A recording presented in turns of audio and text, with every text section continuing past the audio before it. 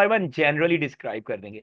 और अगर आपको वो कहेगा कि जी आप इसके जो स्टोरी के हवाले से बात करें, तो स्टोरी के हवाले से वो पूरे पांचों एलिमेंट्स नहीं पूछेगा, नहीं तो क्वेश्चन बहुत लंबा हो जाएगा। ठीक है, जाहिर है वो इनमें से कोई एक चीज आपसे पूछेगा।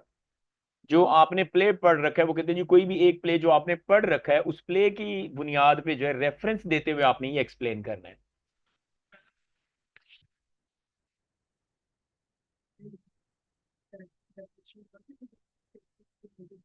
बस उस कैरेक्टर को डिफाइन क्या करना है, उस कैरेक्टर को आप एक्सप्लेन कर देंगे, हम आगे पढ़ेंगे उसके बारे में।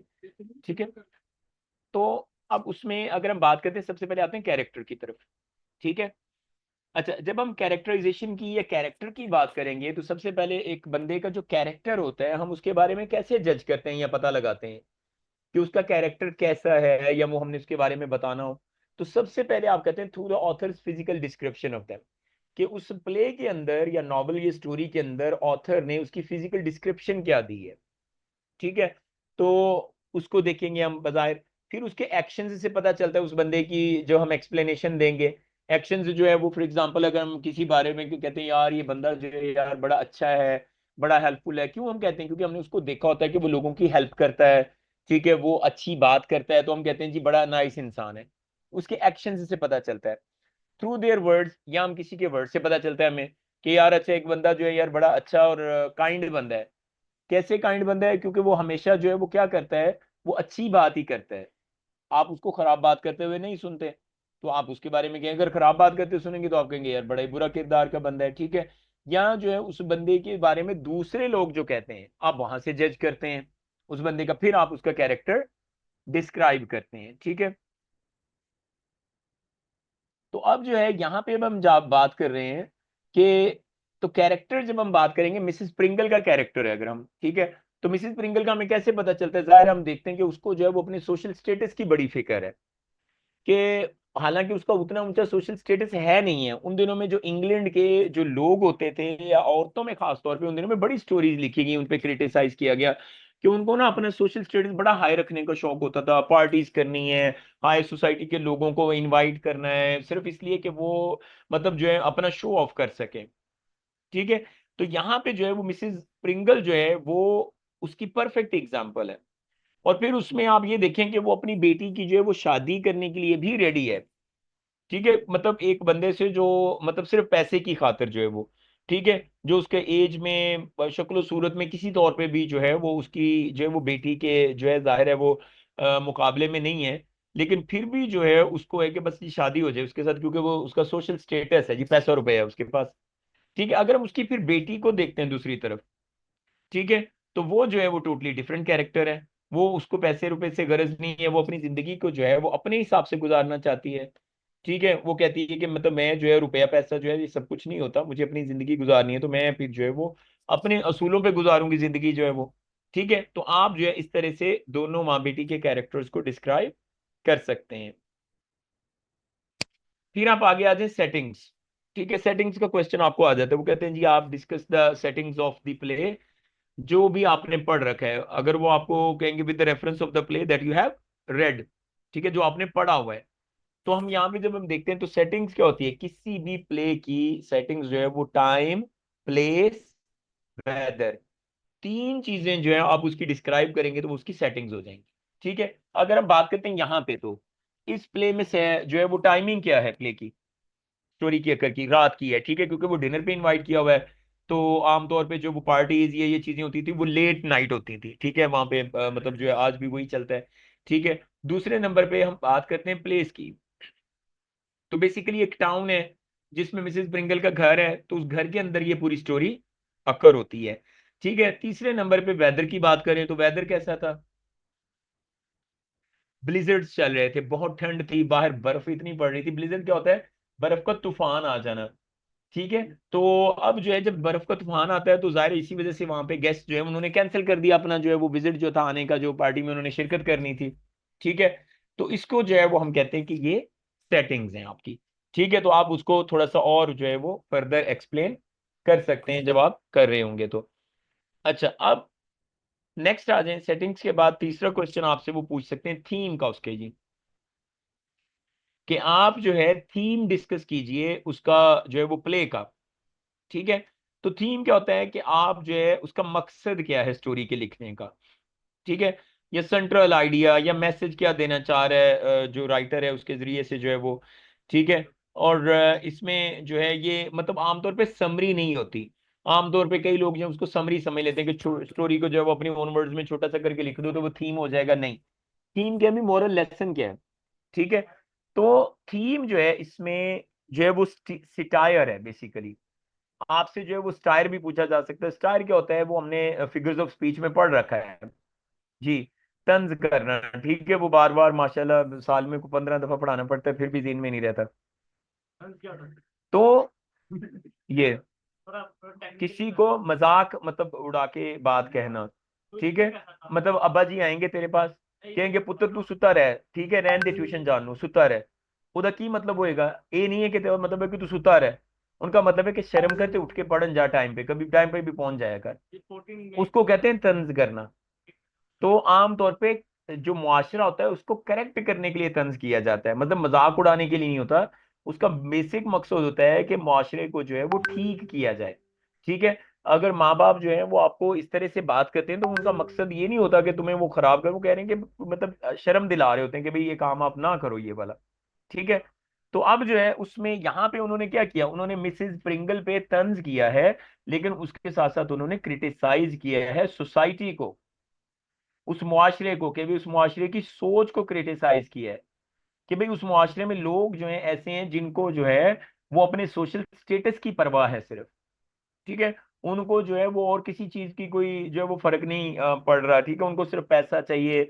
उनको जो है उनके अंदर सिंसेरिटी नहीं है, मटेरियलिज्म बहुत है, ऑनेस्टी नहीं है, ठीक है, रियलिस्टिक नहीं सोचते, ठीक है। तो उस चीज को जो है वो कहा जाता है कि ये उसमें स्टायर किया है। तो आप जो है वो इसमें क्वेश्चन भी पूछ सकते हैं आपको कि जो 14 प्ले जो है ये it is an example of satire, ठीक है। ये satirical view point of the play आप बताएं तो आप उसको फिर मिस्टर मिसेस प्रिंगल जो है उसका कैरेक्टर मेनली पूरे का पूरा इसी के गिर्द घूमता है, ठीक है।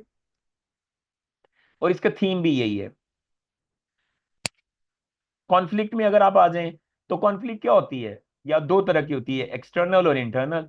एक्सटर्नल कॉन्फ्लिक्ट वो होती है जिसमें लड़ाई झगड़ा हो। अब यहाँ पे कोई ऐसा फिजिकल लड़ाई झगड़ा तो नहीं होता है। इंटरनल कॉन्फ्लिक्ट अलबत्ता जरूर है, आमतौर पे वो इवल फोर्सेस और गुड फोर्सेस के दरमियान में होती है, ठीक है। अब यहाँ पे अगर हम देखेंगे तो कॉन्फ्लिक्ट जो है माँ और बेटी के दरमियान है, ठीक है। माँ जो है वो मतलब लालची है, ठीक है। उसको जो है वो किसी भी तौर पे जो है वो मतलब सोशल स्टेटस चाहिए, उसको पैसा चाहिए, उसको लोगों के अंदर जो है वो अपनी शोहरत चाहिए, ठीक है। जो बेटी है उसको वो इसके टोटली ऑपोजिट है, ठीक है। तो वो जो है वो अपनी माँ के टोटली जो है वो अगेंस्ट चलती है, वो अपने हिसाब से जिंदगी को देखती है, वो पैसे के रुपए के हिसाब से जिंदगी को नहीं देखती, ठीक है। वो चाहती है कि उसकी जो जिंदगी है वो अपनी ख्वाहिशात के मुताबिक गुजारे, और जो सही इंसान के साथ गुजारे, रुपए पैसे का उसमें लालच ना हो, बल्कि जो उसको मतलब, तो आप ये कह सकते हैं, ठीक है। तो ये कॉन्फ्लिक्ट है उसमें जो है वो कि मुआशरा जो है वो उस वक्त जो मटीरियलिस्टिक मुआशरा था उसके अंदर बेटी जो है वो अच्छे लोगों को रिप्रेजेंट कर रही है।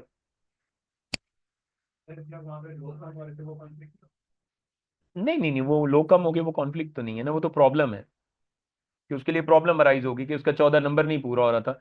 हो सकता है आपसे वो प्ले का जो है वो लेसन टाइटल पूछ लें कि जी आप टाइटल को डिस्क्राइब करें लेसन के, ठीक है। तो टाइटल की जब बात करेंगे तो जाहिर है प्ले जो 14 है वो काफी जो है वो वर्ड 14 डिजिट के गिर्द घूमता है, ठीक है। क्योंकि पहले जो है वो चाहती है हर सूरत में, उन दिनों में 14 जो है उसको लकी समझा जाता है, और 13 तो बिल्कुल मनहूस समझा जाता था। मतलब उन दिनों में इंग्लिश लोग जो है बड़े सुपरस्टिशियस होते थे, ठीक है। तो 13 वो किसी सूरत भी एक्सेप्ट नहीं करते। तो उसको था कि उसके पास एक बंदा जब कम हो गया ना, तो वो क्या उसको बड़ी फिक्र होती है कि नहीं जी पूरा करो किसी तौर पे भी। वो अपना जो उसका सर्वेंट है, उसका मैनेजर है, उसको कहती है कि भाई बुलाओ उनको, ठीक है, किसी को भी बुलाओ, इसको बुलाओ, इसको बुलाओ। अपनी बेटी को कहती है कि फलां फलां करके किसी तरह से इसको, मतलब 14 कुर्सियां उसने रखी हुई हैं और वो 14th कुर्सी पे, चेयर पे जो है वो बिठाना चाह रही है किसी को। तो स्टोरी जो है it revolves around the number 14 जी। नहीं आएगा, आप उसको एक्सप्लेन करो, लोगों की सोच को डिस्क्राइब करो, सुपरस्टिशियस एस्पेक्ट को उसमें लेके आओ। बस दो पेज लिख दो बेशक उसमें। अराउंड 80 वर्ड्स बात आओ लिख देंगे तो काफी है, 6 नंबर है बहरहाल। बेटा इंग्लिश के पेपर का याद रखें, कोई भी लैंग्वेज का पेपर है आपको टाइम मैनेजमेंट करना पड़ती है, ठीक है, अगर आप टाइम मैनेजमेंट नहीं करेंगे तो मसला बनेगा। ठीक है, कि कुछ ना कुछ क्वेश्चन फिर रह जाते हैं।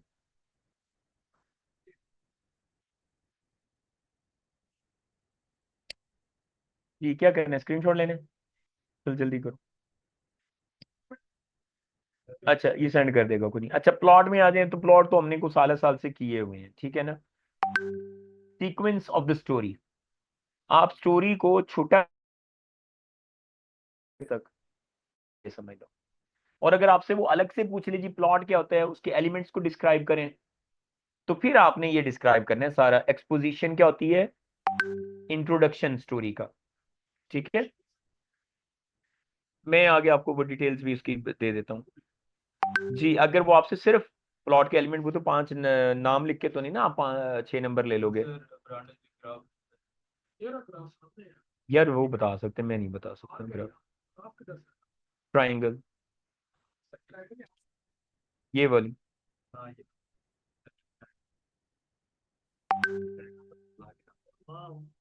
नहीं नहीं, वो हमसा नहीं है, वो लड़के नहीं बात करते हैं, इंसानों वाली। अच्छा, अब बेटा आ जाए आगे। इंट्रोडक्शन सबसे पहले, फिर एक्शन राइज होता है, ठीक है। फिर क्लाइमेक्स आता है, मतलब टॉप एक्शन की जो सबसे सस्पेंस वाला सीन होता है। फिर एक्शन फॉल करता है, ठीक है। उसको जो फॉलिंग एक्शन भी कहते हैं, एंटी क्लाइमेक्स भी कहते हैं उसको। ठीक है, उसके बाद जो है वो फिर आपके पास जो है वो रेजोल्यूशन एंड पे आता है, उसको कंक्लूजन भी कहा जाता है, ठीक है। अच्छा, अब एक्सपोजिशन क्या होता है, स्टोरी की जो इंट्रोडक्शन है, स्टोरी का जो इंट्रोडक्शन है उसको जो है वो एक्सपोजिशन कहा जाता है। ठीक है, या आप कह लें कि इंट्रोडक्शन स्टोरी का जो है। ठीक है, उसके बाद जो है वो उसमें आमतौर पे जो है वो कैरेक्टर सेटिंग्स वगैरह सारी जो है वो बयान कर दी जाती हैं। फिर राइजिंग एक्शन आता है। राइजिंग एक्शन जहाँ पे एक्शन जो है वो समहाउ इट राइजेस, इवेंट्स ऐसे होते हैं कि वो मतलब एक्शन राइज होता है और क्लाइमेक्स की तरफ जाता है, वहां से एक्शन जो है वो सीधा। ठीक है, क्लाइमेक्स क्या है फिर, turning point of the story. ठीक है, जो जिसमें एक्शन बिल्कुल जो है वो अपनी हाइट पे पहुंच जाता है, पूरे का पूरा full suspense, most suspense scene जो है आप कह रहे हैं उसमें। फिर है फॉलिंग एक्शन। फॉलिंग एक्शन क्या है, फिर एक्शन दोबारा जो है वो सिचुएशन जो है वो नॉर्मल हो जाती है, ठीक है। और जिस तरह से वो चाह रहे थे पहले शुरू में थी या चाह रहे थे, उसी तरह से जो है वो रिजॉल्व हो जाती है स्टोरी। ठीक है, तो आपको जो है वो एलिमेंट्स ऑफ द प्लॉट अलग से भी पूछ सकते हैं। ठीक है, तो आपने उसको बताना है। आपको वो रेजोल्यूशन भी पूछ सकते हैं, रेजोल्यूशन आप बता सकते हैं। रेजोल्यूशन क्या होता है इस प्ले का? हाँ जी, वो जी प्रिंस ऑफ वेल्स आ जाता है आखिर में। वो बारिश से मौसम से बचता बचाता उसको इनविटेशन कहीं गया होता है, तो वो कहता है अपने वो असिस्टेंट को, हाँ भी क्या करे, मौसम खराब हो गया, जहाँ वो जाना चाह रहे थे वहां वो पहुंच नहीं पाते, तो वो कहते हैं अच्छा यार, वो कहता है हमारे पास एक जो है वो इनविटेशन है मिसेस ब्रिंगल का, वहां चले जाते हैं, चलो अच्छा चाहिए ना छुपने के लिए, फिलहाल पनाहगाह चाहिए, शेल्टर चाहिए। तो वो वहां चले जाते हैं, ठीक है। तो मिसेस ब्रिंगल तो जाहिर है वो मिस फ्रैंकफर्ट को इंतजार कर रही थी, वहां पे प्रिंस ऑफ वेल्स आ गया उसके लिए, तो वो सेल्फियां मार के हमने सोशल में डालना होता है ना, मीडिया में। ठीक है, तो तब जो है एग्जाम्पल दे रहा हूँ, अक्लमंद के लिए काफी होती है। हम्म, राइजिंग एक्शन। तो हम्म,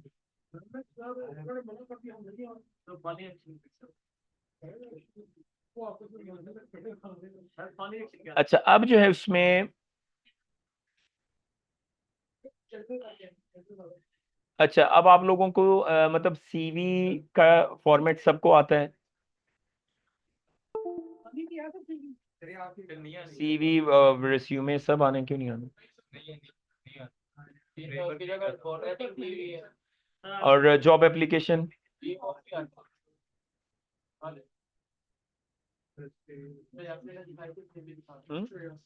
रिज्यूमे भी कर सकते हैं।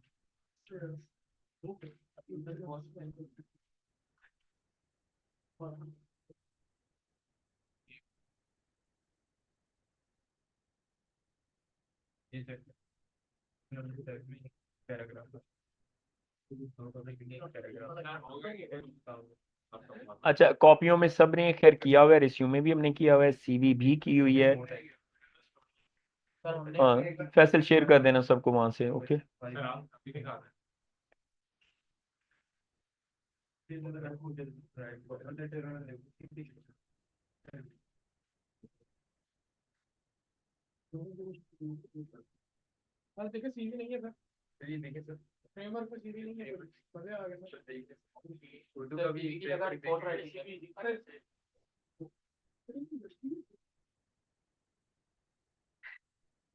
बस बस फिनिश।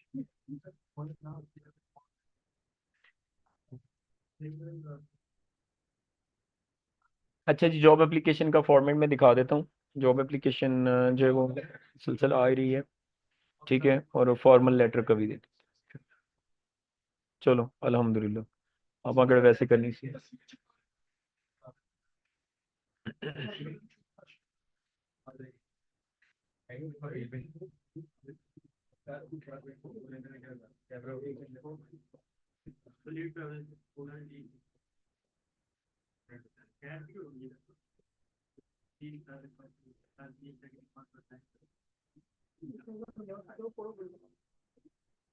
जी मैडम।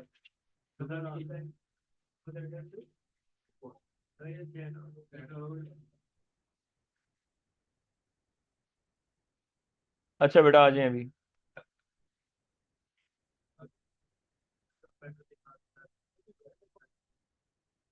कोई नहीं, बंद होगी सर। अच्छा, लेटर की तरफ आ जाएं, देख लेता हूँ। अच्छा, अब इसमें आ जाएं, आपके पास जो है वो एक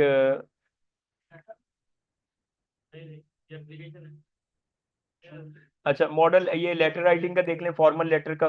ठीक है, ये सेम यही चीज आपने जो है वो लिखनी है। ठीक है, put write a letter to the editor about the bad sanitation conditions. ठीक है, तो आप इसको जो है वो यहाँ से कॉपी कर सकते हैं। ठीक है,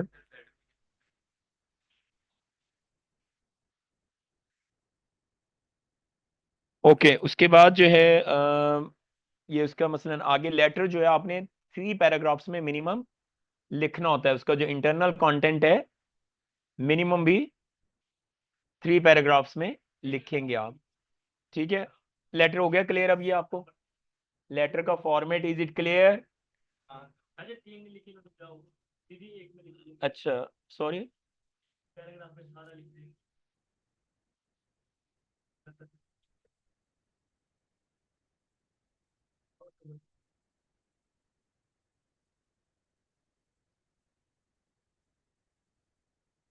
1 मिनट, एक जॉब एप्लीकेशन की पीपीटी है, मैं देख रहा हूँ मुझे।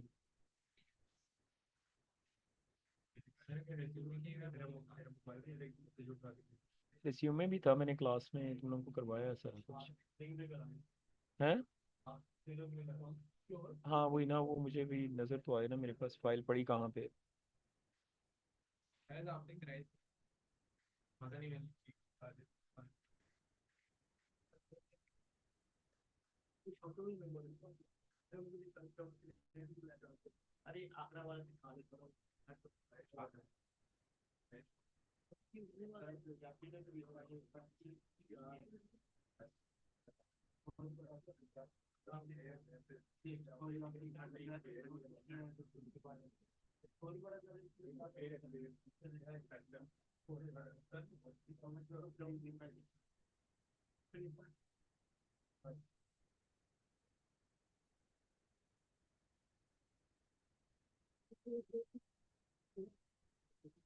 ओके, इंसान बने, 2 मिनट में सारी सेटिंग हो जाएगी। अच्छा, रिज्यूमे पे आ जाए इधर।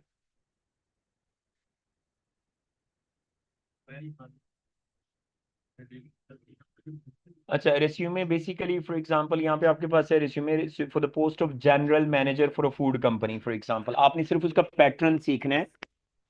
इन सब के पैटर्न थोड़े से वैरी कर सकते हैं पैटर्न में वो बेसिकली सीवी वगैरह ये सब उसके मिलियंस ऑफ पैटर्न्स हैं, आपको उसका मेन जो है थीम उसका सेम होना चाहिए।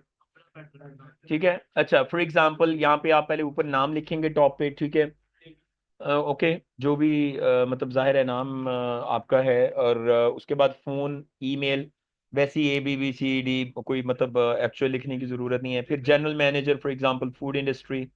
ठीक है, तो एक्सपीरियंस्ड आप उसमें लिखेंगे, ऑपरेशनल एक्सीलेंस बिजनेस, फिर प्रोफेशनल समरी लिखेंगे। जैसे जॉब एप्लीकेशन में आप लिखते हैं ना, तो आप क्या करेंगे, बेसिकली अपनी प्रोफेशनल समरी लिखते हैं कि आपका एक्सपीरियंस कितना है, आपने काम कितना किया है, तो आप उसे वर्ड्स में पूरा बता देते हैं। फिर आपके मेन जो स्किल्स एंड कॉम्पिटेंसीज हैं, ठीक है, वो आप बताएंगे कि आप क्या क्या आपके अंदर जो है वो उसमें जो है वो मेन एबिलिटीज हैं, जैसे ये आपको नजर आ रही है, ठीक है, बिजनेस स्ट्रेटजी है, डेवलपमेंट है, ऑपरेशन सप्लाई है, चेन मैनेजमेंट। जाहिर है माशाल्लाह हो तुसी की कीता है सोन तो अलावा। तो प्रोफेशनल एक्सपीरियंस उसके बाद आप लिखेंगे, ठीक है। प्रोफेशनल एक्सपीरियंस जो है वो अब आपने जो है वो डेफिनेटली मतलब आप जनरल मैनेजर फॉर एग्जांपल जिस कंपनी में रहे आप, ठीक है, कोई भी आप लिख दें, जनरल मैनेजर एबीसी कंपनी जो है मनामा, ठीक है, ईयर लिख दें, ठीक है, किस ईयर से लेके किस ईयर तक काम किए है, ठीक है। आप दो एक्सपीरियंसेस भी लिख देंगे तो काफी रहेंगे। और उसमें फिर आपका रोल क्या था उस कंपनी में, ठीक है, वो आप लिखेंगे। उसके बाद जो है वो फिर आप दूसरा अपना लिखते हैं role, for example previous role, आपने एक और जब जॉब की है कंपनी में, आप उसका लिखेंगे, उसका नाम, लोकेशन, किस साल से लेके किस साल तक आपने उसमें जॉब की है, फिर वहां पे आपके क्या रोल्स थे, आप वो लिख देंगे पूरे अपने, ठीक है। जी रेस्यूमे इतना ही होता है, सीवी छोटी होती है। उसके बाद जो एजुकेशन एंड सर्टिफिकेशन आपकी आती है, ठीक है, आपने आपकी बेसिक एजुकेशन क्या है, ठीक है, उसकी सर्टिफिकेशन, फिर अचीवमेंट्स एंड आपकी रिकग्निशन, आपने क्या क्या अचीवमेंट्स लिए हैं। ये रिकग्निशन क्या होती है कि आपने बेसिकली आपको जो है वो कौन से सर्टिफिकेट्स मिले हुए हैं, ठीक है। ठीक है, चलो वो जो वो कह रहे हैं वो सुन लें फिलहाल ये कर। फिर टेक्निकल स्किल्स आपके अंदर जो हैं, आपको मतलब जो है अदर देन दैट क्या है, फॉर एग्जांपल अगर मैं टीचिंग कर रहा हूँ, तो ठीक है, टीचिंग के अलावा जो है मैं कहता हूँ जी कि मैं जो है वो मतलब जो है वो बच्चों को स्पोर्ट्स एक्टिविटीज करवा सकता हूँ, बच्चों को जो है वो मैं जो है उनको मतलब डिफरेंट आप जो है वो एक्टिविटीज जो है वो अपनी बताते हैं, ठीक है, कि मैंने अदर देन जो आप मुझे जॉब करें उसके अलावा भी references available on the request, या एक्सीलेंट जो है वो आप कह रहे हैं कि reference will be provided on request. Clear. Resume का कुछ पैटर्न दिन में बैठा है, इमेज ले रही है, दैट्स मोर इम्पोर्टेंट, ठीक है, बाकी देख लेते हैं।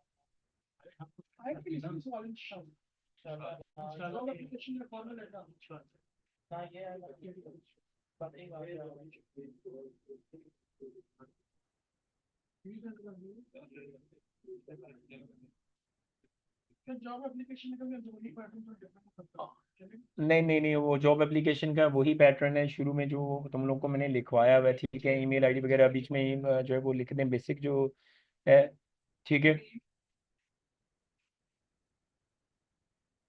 यस। तो नेम ईमेल वगैरह लिखने हैं, फिर एंड पे वही जो मतलब आपका ये जो है वो एंड पे जो 5-7 पीसेस ऑफ इंफॉर्मेशन थे वो आप करेंगे बेसिकली, ठीक है। अब वो पता नहीं मुझे मिल नहीं रही फाइल ना, उसको मैं वैसे ही वो ग्रुप में शेयर कर दूंगा जब मिल गई, ठीक है। अच्छा।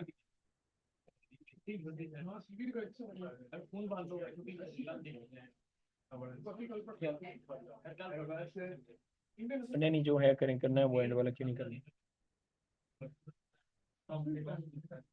ठीक है। अच्छा, अब जो है आप लोग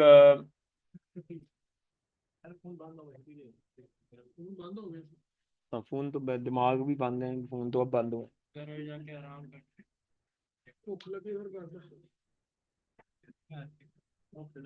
अच्छा।